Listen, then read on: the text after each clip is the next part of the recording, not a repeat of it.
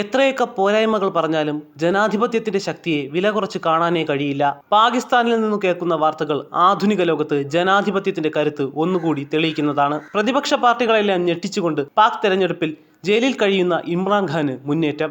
ഇമ്രാൻഖാന്റെ മുന്നേറ്റം യഥാർത്ഥത്തിൽ ജനാധിപത്യത്തിന്റെ മുന്നേറ്റം കൂടിയാണ്. ഇമ്രാൻഖാന്റെ തെഹ്രിക്-ഇ-ഇൻസാഫിന്റെ സ്ഥാനാർത്ഥികൾ മിക്ക മണ്ഡലങ്ങളിലും മുന്നിലാണ്.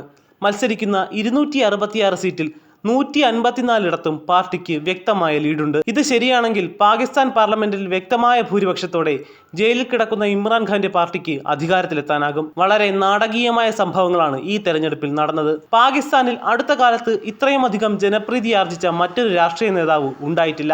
നവാസ് ഷെരീഫിനെ പുറത്താക്കി 2018 പാകിസ്ഥാൻ പ്രധാനമന്ത്രി പദം പിടിച്ചെടുത്ത ഇമ്രാൻഖാൻ പാക് പട്ടാളത്തിന്റെ പ്രിയ നേതാവായിരുന്നു. പക്ഷേ സൈന്യത്തിന്റെ സ്വാധീനത്തിനെതിരെ ഇമ്രാൻഖാൻ പ്രവർത്തിച്ചു തുടങ്ങിയതോടെ അദ്ദേഹം അവരുടെ കണ്ണിലെ കരടായി മാറി. ഇമ്രാൻഖാനെ പാകിസ്ഥാന്റെ ഭാവിയായി ഉയർത്തിക്കാട്ടിയ പട്ടാളം തന്നെയാണ് 170ഓളം കേസുകൾ ചുമത്തി അദ്ദേഹത്തെ ജയിലിലടച്ചത്. അഴിമതിയും സാമ്പത്തിക പ്രതിസന്ധിയും ഒന്നുമല്ല, പാകിസ്ഥാന്റെ ജനാധിപത്യ പ്രക്രിയയിൽ പട്ടാളത്തിന്റെ സ്വാധീനം മറികടക്കുവാൻ ശ്രമിച്ചു എന്നതാണ് പട്ടാളത്തിന്റെ കണ്ണിൽ ഇമ്രാൻഖാനെ കുറ്റക്കാരനാക്കുന്നത്. ഇപ്പോൾ നടക്കുന്ന തെരഞ്ഞെടുപ്പ് പോലും പട്ടാളത്തിന് നിയന്ത്രിക്കാൻ ഒരു പാവയെ അധികാരത്തിലെത്തിക്കാനാണെന്നുള്ള വിമർശനം ഉയർന്നിരുന്നു. ശക്തമായ നിയന്ത്രണങ്ങളോടെയാണ് ഇത്തവണ പാകിസ്ഥാനിൽ തെരഞ്ഞെടുപ്പ് നടന്നത്.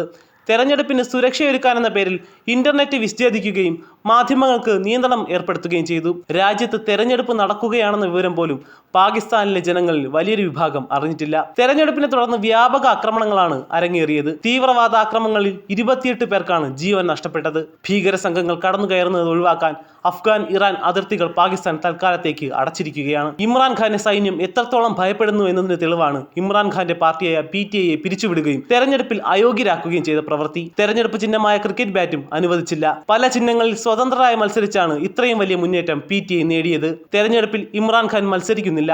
പോസ്റ്റൽ വോട്ട് വഴിയാണ് അദ്ദേഹം വോട്ട് ചെയ്തത്. ഇമ്രാൻഖാനൊപ്പം ജയിലിൽ കഴിയുന്ന ഭാര്യ ബുഷ്റ ബീവിക്ക് വോട്ട് ചെയ്യാൻ കഴിഞ്ഞില്ല. PTI ഭൂരിപക്ഷം നേടിയാൽ വലിയ രാഷ്ട്രീയ പ്രതിസന്ധിയിലേക്കാകും അത് പാകിസ്ഥാനെ നയിക്കുക.